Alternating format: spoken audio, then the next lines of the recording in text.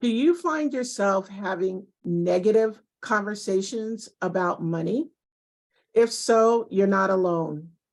Money stress is a common problem that many women face and can lead to unhealthy financial habits. But don't worry, there's hope. With the right money mindset shift and practical steps, you can break the cycle of negative money conversations and start empowering yourself financially. Today, I will share 6 actionable steps that you can take to create a healthier relationship with your finances through positive money conversations. Hello, and welcome to Rise to Your Money Power, where we have honest conversations to empower you around your relationship with money. I'm Pamela Plick, your host, and I'm on a mission to empower women to confidently build wealth from the inside out.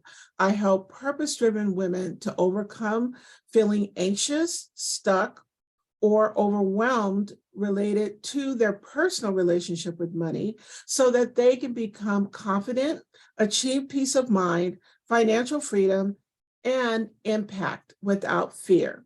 And I do this through my signature programs and services, events, as well as community. Money conversations can be a source of stress and anxiety for many people. Negative money conversations can lead to unhealthy financial habits, making it hard to achieve financial freedom. It's easy to fall into the cycle of negative thinking about money, but this only leads to more stress and worry. We have the power to break this cycle by shifting our mindset when it comes to money and having constructive conversations about our finances. So I want to start out by talking about some of the common money conversations that I hear that we need to stop having. Stop saying there's not enough. There is enough. The universe is an abundant universe. There is an unlimited supply of clients. There's an unlimited supply of money. And so you want to stop saying there's not enough. Also want to stop blaming your lack on someone or something else. And the third one is stop comparing yourself to others and their wealth. There's a saying that you don't want to compare your beginning to somebody else's middle. So you don't know what went into that person's situation. So stop comparing yourself to others. Stop overspending or impulse buying in the moment to make yourself feel better. There's a lot of times that our money decisions are based on emotion. And so in order to alleviate that negative emotion that's coming up, whether it's fear, anger, sadness, sometimes we want to shop or overspend to get that immediate improvement in feeling. So, but that's not a positive response to money and a money conversation. So stop overspending and impulse buying in the moment to make yourself feel better. Also, stop talking about your debt negatively and avoiding it altogether. We need to, in order for us to improve our situation, whatever that might be, we need to face it head on. And you also want to stop doubting yourself and your abilities to reach financial success. You have everything you need within you to achieve the goals that you want to achieve. And lastly, stop using money as a measure of self-worth. Your bank account does not equate to your self-worth. So what I want to do also is give you 6 steps that you can take to break the cycle of negative money conversations. The first step to break the cycle of negative money conversations is to stop having these conversations. Simple as that. Stop having the conversations, whether it's with your spouse or significant other, your friends, or just with yourself. Stop talking about the lack. Stop focusing on what's wrong and start speaking life into the issue. Negative money conversations can be a vicious cycle that perpetuates financial stress and prevents us from achieving our financial goals. It's important for us to be mindful of our thoughts and language when it comes to money. Instead of focusing on what we don't have, we need to shift our mindset towards abundance and gratitude for the resources we do have. This will enable us to have positive conversations around money that lead to proactive financial planning and decision-making. It's important to recognize that money management is a skill that can be learned and developed over time. By having constructive conversations about finances, we can gain a deeper understanding of our own financial situations and identify areas where we can improve. For example, we can discuss our spending habits, savings goals, and investment strategies with trusted individuals such as financial advisors, family members, or close friends. This can help us gain new perspectives, ideas, and tips that can further empower us with our financial decisions. In addition, avoiding negative money conversations is not just about refraining from complaining or blaming others for our financial troubles. It's also about being mindful of how we talk to ourselves about money. Our internal dialogue can greatly impact our financial behavior and can either enable or sabotage our financial success. Therefore, it's important to adopt a growth mindset when it comes to money, accepting that mistakes will be made, but also celebrating our successes along the way. And finally, we can cultivate a happier and healthier relationship with money by focusing on the positive outcomes that come from its management. This can include increased financial security, our sense of accomplishment, and our ability to reach our long-term financial goals. By having constructive conversations about our finances, we can motivate ourselves towards positive financial behaviors and cultivate a more empowered relationship with money. The second step to break the cycle of negative money conversations is to replace your can'ts with cans. Replace your negativity with positivity. Instead of saying statements like, there's never enough money, say, my income exceeds my needs, and I am grateful every time I pay my debts. Shifting your mindset around money is an important part of achieving financial freedom. It's all about developing a growth mindset when it comes to money and focusing on what you can do instead of what you can't. By changing the way you think and talk about money, you can start to make progress towards your financial goals and take control of your finances. One of the most effective ways to shift your mindset around money is to adopt a positive attitude towards it. This means focusing on the positive aspects of managing your money and celebrating your successes, no matter how small they may seem. By focusing on what you're doing right, you can build momentum and stay motivated to make positive changes. Another important aspect of adopting a positive mindset towards money is to practice gratitude, which we talked about a little earlier, but it's so important. This means acknowledging and appreciating the resources that you have instead of focusing on what you lack. When you practice gratitude, you cultivate a sense of abundance that can help you feel more empowered and less stressed about your finances. And it's important to remember that managing your money, again, is a skill that you develop over time. You don't have to be an expert overnight, but by having constructive conversations about money and seeking out resources and support, you can become more confident and effective in managing your finances.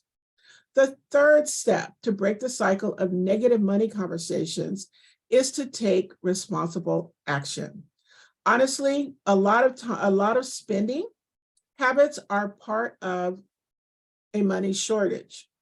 It's true that your income may fall short of your needs, but it's also likely that a lot of the spending decisions that you make aren't within your budget.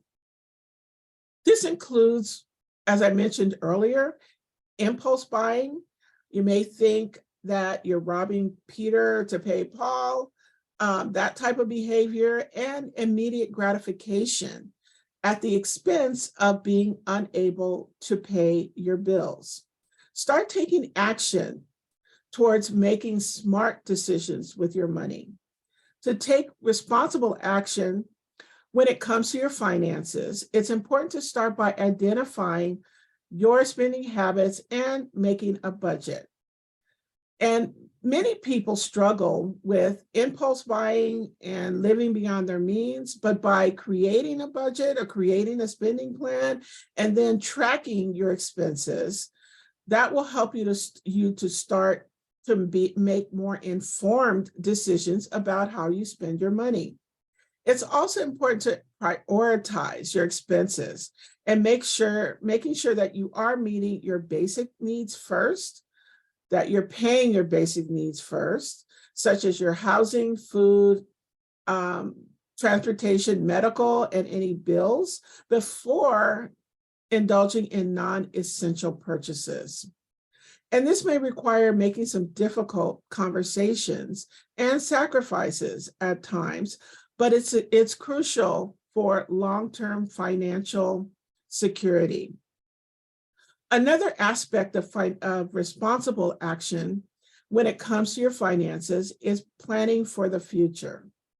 This means setting aside money for emergencies, saving for retirement, and investing for your long-term goals. By taking a proactive approach to your finances, you can start to create a more secure and prosperous future for yourself and your loved ones.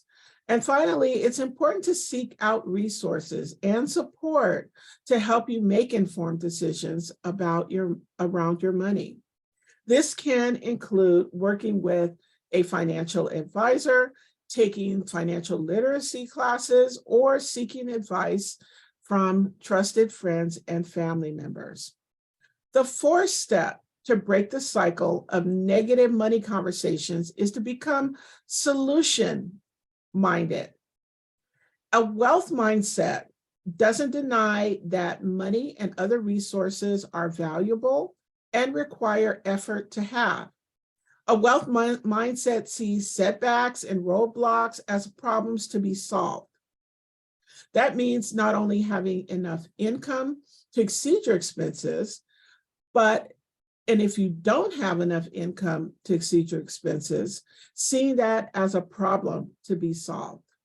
Set about finding solutions instead of simply staying stuck in the doom and gloom of the lack of money. It's crucial to adopt a solution-oriented mindset when it comes to money. It's easy to get overwhelmed with the challenges of finances, but by focusing on solutions rather than dwelling on the problems can help shift your perspective and bring a more positive outlook.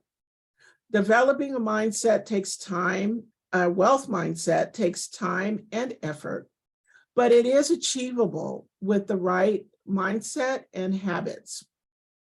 One way to do this, again, is to seek out resources. If you feel that you don't know how to go about it, there's always resources available to you to support you and help you move forward. So seek out resources in education that can help you learn more about managing your finances. This can include, again, financial workshops, reading books on personal finance, or working with a financial professional. Another key aspect of promoting positive money conversations is learning to communicate constructively with others about money matters. This can be particularly challenging for couples, as money seems to be a sensitive topic in relationships. And it's one of the common things that I see, unfortunately, for some reason or various reasons, we as women don't have a tendency of not wanting to talk with our significant other about money. But by establishing open lines of communication, setting goals together, and supporting each other through financial challenges, couples can strengthen their financial relationship and reduce the stress in their lives.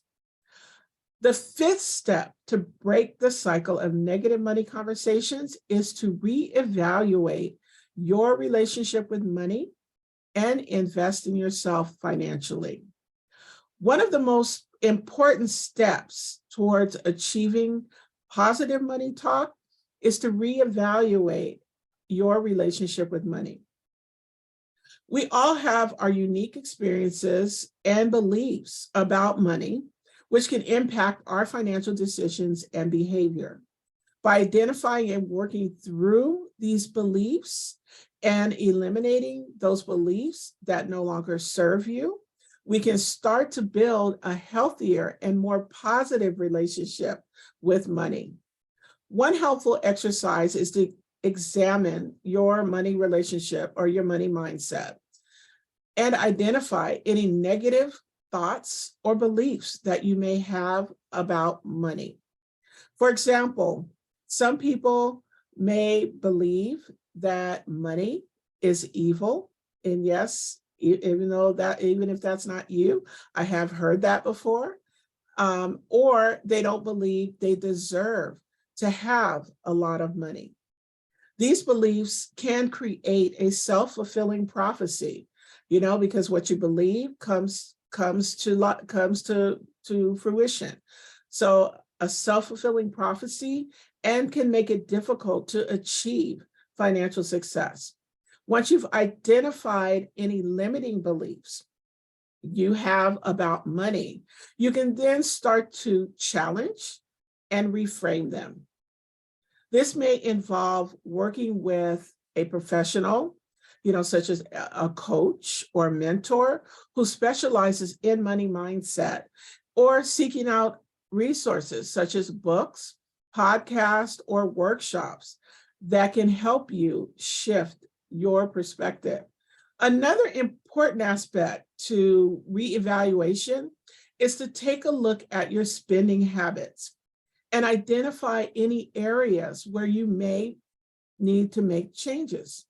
For example, you may be overspending on things like dining out or entertainment when you could be saving that money for more meaningful experiences or long-term goals.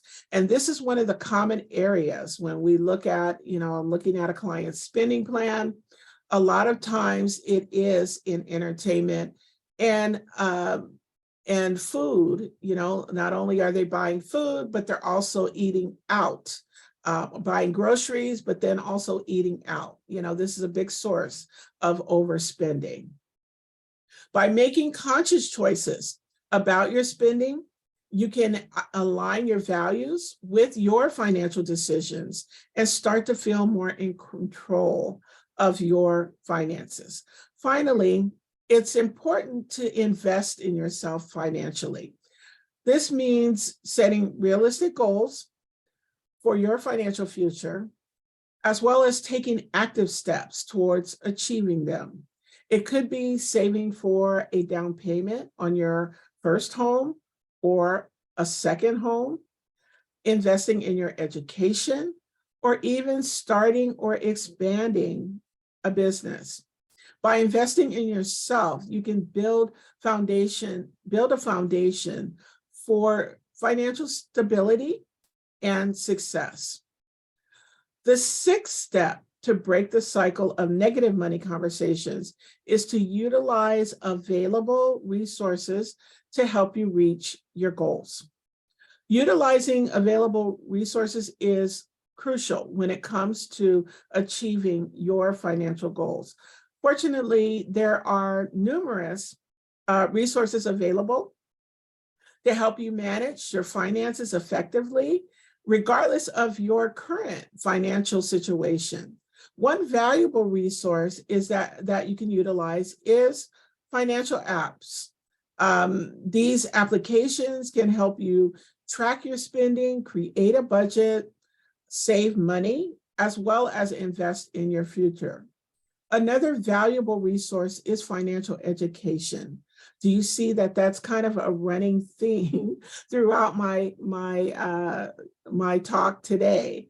Financial education, by taking financial literacy classes, reading books, attending seminars or workshops, or listening to podcasts and watching shows like this can help you gain knowledge and skills to make informed decisions about your money.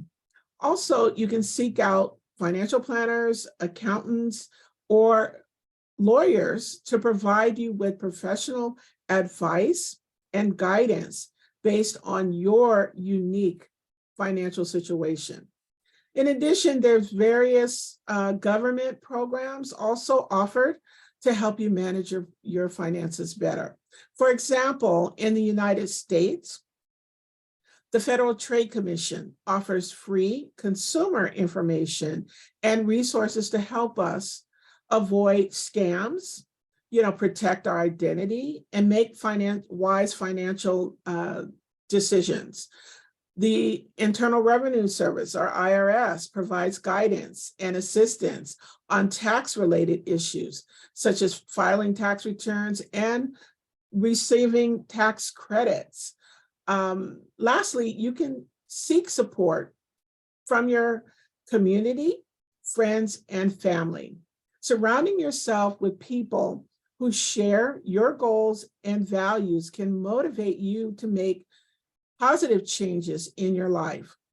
You can also join financial groups or online communities to help you stay accountable and receive support and encouragement.